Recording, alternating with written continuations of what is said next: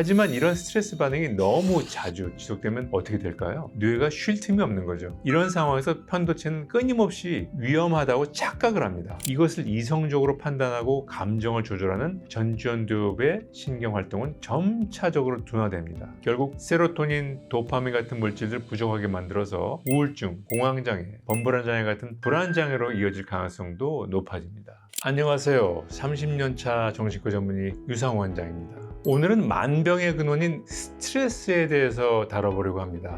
살다 보면 누구나 스트레스를 받습니다. 사실 임상적인 관점에서 보자면 급성 스트레스보다는 지속적이고 반복적인 만성 스트레스가 훨씬 더 큰 영향을 줍니다. 생각해 보세요. 집채만한 파도가 바위에 덮쳤어요. 그 바위 안 깨집니다. 그런데 한 방울씩 떨어지는 물방울이 오랫동안 바위에 똑같은 곳에 떨어지면 그 바위에는 구멍이 패이는 그런 비슷한 이치죠. 괜히 스트레스가 만병의 근원이라는 것이 아닙니다. 도대체 스트레스는 우리 몸과 마음에 어떤 영향을 주고 이를 잘 다스리려면 어떻게 해야 할까요? 스트레스는 외부의 자극이나 압박감에 대해서 뇌가 위기 상황으로 인식할 때 나타나는 일련의 반응입니다. 단순한 감정의 문제가 아니라 생존을 위한 본능적인 반응인데요. 위험을 감지한 순간 뇌는 즉시 행동할 수 있도록 에너지를 재배치합니다. 심장이 빨리 뛰죠.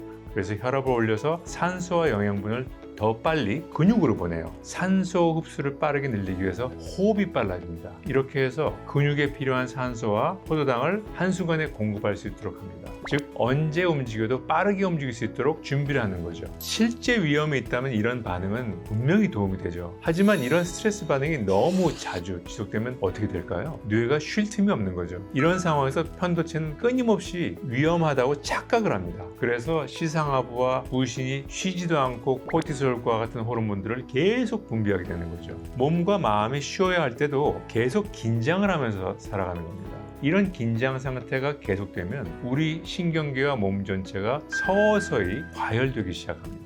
스트레스 상태가 길어지면 교감신경이 지속적으로 활성화된 상태가 됩니다. 이걸 설명하기 위해서는 우리 몸의 신경계에 대해서 설명을 드릴 필요가 있는데요. 신경계는 운동신경계와 자율신경계로 나뉩니다. 운동신경계는 팔, 다리처럼 마음대로 움직일 수 있는 근육기관을 지배합니다. 반면에 자율신경계는 내 의지대로 조절할 수 없는 심장, 폐, 땀구멍 같은 이런 기관을 지배해주죠. 자율신경계는 다시 교감신경계와 부교감신경계 두 개로 나뉩니다. 심장이 빨리 뛰거나 호흡이 가빠지는 것 같은 자율신경계 조절은 교감신경계와 부교감신경의 균형에 의해서 이루어지게 되는데요. 다시 말하자면 교감신경계와 부교감신경이 서로 상호작용을 한다는 이야기입니다. 심리적으로는 어떨까요? 뇌의 기능적인 변화가 올 수 있습니다. 편도체가 계속 자극을 받아서 더 민감해지고 이것을 이성적으로 판단하고 감정을 조절하는 전주현두엽의 신경 활동은 점차적으로 둔화됩니다. 그래서 외부 자극에 대해서 계속적으로 깊게 생각하지 못하고 민감하게 반응하게 됩니다.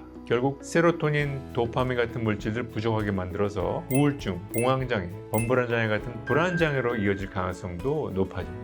스트레스는 없앨 수 있는 것이 아닙니다. 누구에게나 생기는 생적 반응이기 때문에 이 반응을 어떻게 빠르게 진정시킬 수 있는지가 관건이죠. 지속된 스트레스 상황에서는 교감신경이 지나치게 활성화되고 부교감신경의 회복 신호가 약해집니다. 이 균형을 다시 맞춰야 됩니다.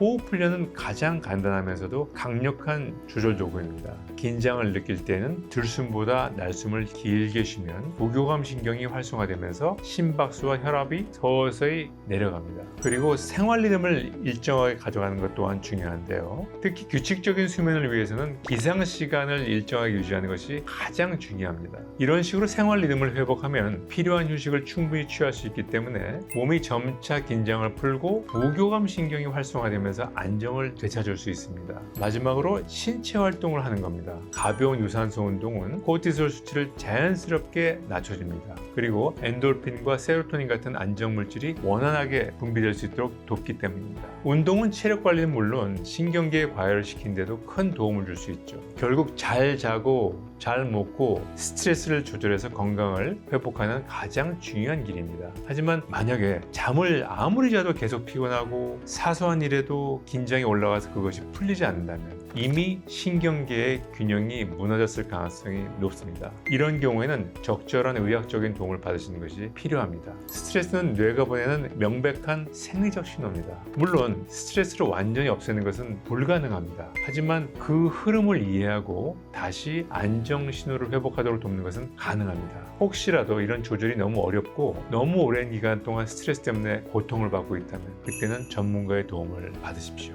여러분들 마음속에 고민거리나 힘든 점들이 있다면 괜히 혼자 머리 쥐어짜지 마시고 하단 고정 댓글 링크를 확인해 주세요. 오늘의 영상이 도움이 됐다면 구독 부탁드립니다. 지금까지 닥터의 마음쉼터 유상원 원장이었습니다. 감사합니다.